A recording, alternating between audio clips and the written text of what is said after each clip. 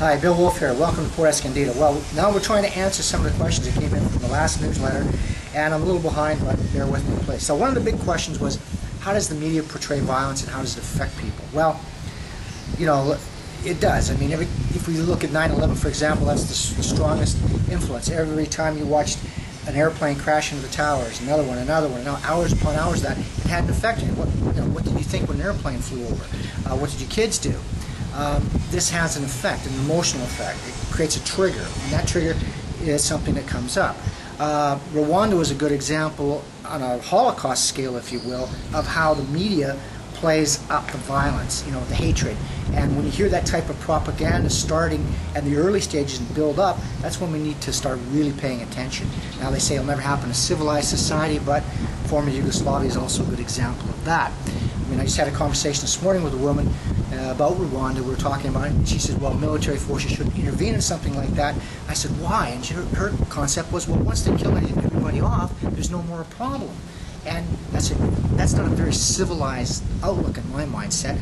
I mean, you let entire people be slaughtered, you let the Somalis starve to death because a group of armed people says no, they can't have food, so you don't do an intervention to save lives. You know, it doesn't seem very humanitarian, if you will. And what's the point of having the United Nations if we're not going to do something to save the world?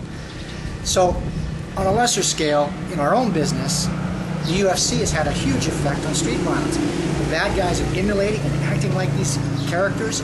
You know, a gorilla masquerading as a martial arts guy is not acceptable today. We are not supposed to go around scaring and intimidating people. You know, when we start dressing and playing the role, it's not healthy, and that level of violence is becoming acceptable. So you have to simply say enough. I mean, I know the folks at UFC did not plan that as the intent of the UFC. It's supposed to be a sports event and entertain, and it does, but when you start looking at the cultural ramifications of violence, it has a huge effect in street level violence. So we need to just say enough's enough, and that takes some responsibility, takes some guts, and a lot of people, quite frankly, enjoy it. They're not going to change that mindset. You know, you can put a boot up their ass, it isn't going to change how they think and react. So the responsible media, and there's a lot of them out there, are trying to do something about it. Those are the guys you want to support. Remember, turn the television off.